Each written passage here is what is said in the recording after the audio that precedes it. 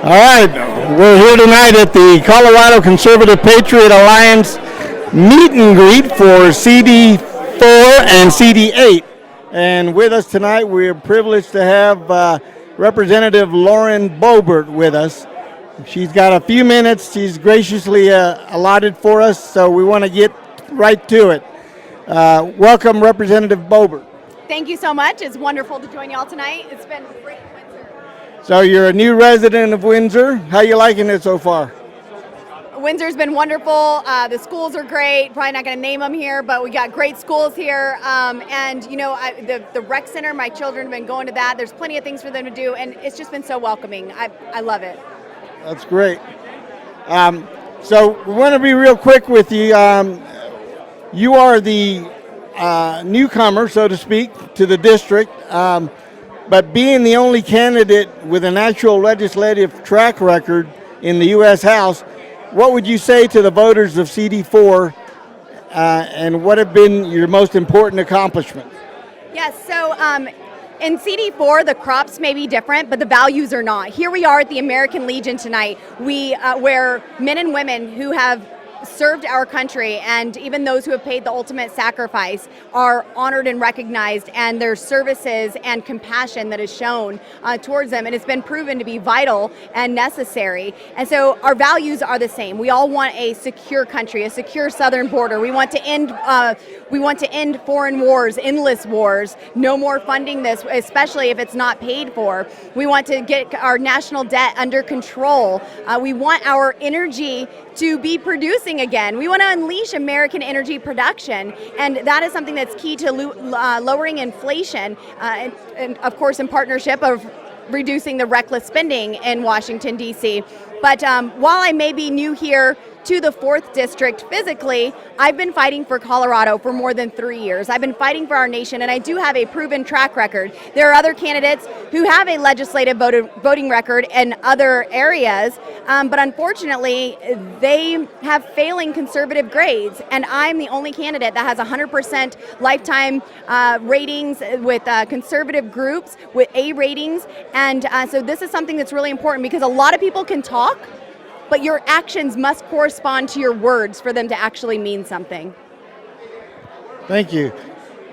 My co-host, Mr. Nick Razzo, has a question for you as well.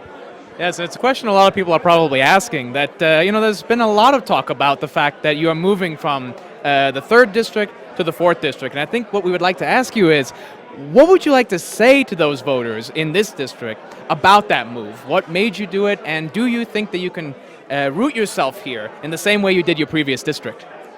Yes, so I was actually raised in Aurora, Colorado, so I came from the front range, and then I was a carpetbagger to rifle for a while, and but after living there for 25 years, unfortunately there was a lot that was going on in my personal life, a divorce that I didn't want to happen, and the situation just, I've said this publicly before, so I'll say it, the situation, it just needed a change. My boys needed a fresh start, I needed a fresh start, and so first and foremost, this was a good move for my family.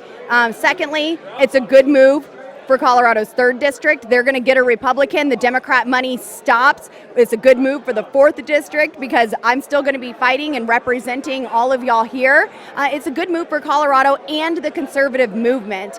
Just because I needed a change of scenery doesn't mean I'm done in the fight. There's a lot of work that I am currently doing, a lot that I've been able to get passed through. In fact, in this Congress, I've passed more legislation through committee and through the House than any other member of the Colorado delegation. So I am not only a fighter, I am an effective legislator, and that's important. You have to understand how to get the job done. And in DC, nothing happens without force. So you have to know what you want and persevere and contend for that thing until you actually get it. So that's the message then, persevere. Very nice. That's great. By the way, I am Hugo Chavez-Ray. I am the host of the Hispanic Patriot podcast. This is a special edition that we're doing tonight. One thing that I will say, Representative Boebert, is that I personally appreciate a gun-toting, packing representative in our district, and I'm not personally in CD4. I used to live in Douglas County, but I now live behind what I call enemy lines in Denver, Colorado. So I'm doing my part there, fighting the good fight there. We want to thank you for taking the time to visit with us, and we wish you the best in your campaign. And hopefully we can revisit with you here during the campaign on our live broadcast, which runs on Wednesday night. We'll be in touch with you. And thank you. Do you have any final words for the voter? So I would absolutely love to come and join you on your live broadcast. That would be wonderful. We could dive deeper into some of these issues because there is a lot. I have a massive record of in Congress to point to. If there's something that you have a question on, I probably have a stake in the ground on the issue, whether it's a vote, legislation drafted, a letter of support advocating for it or against it.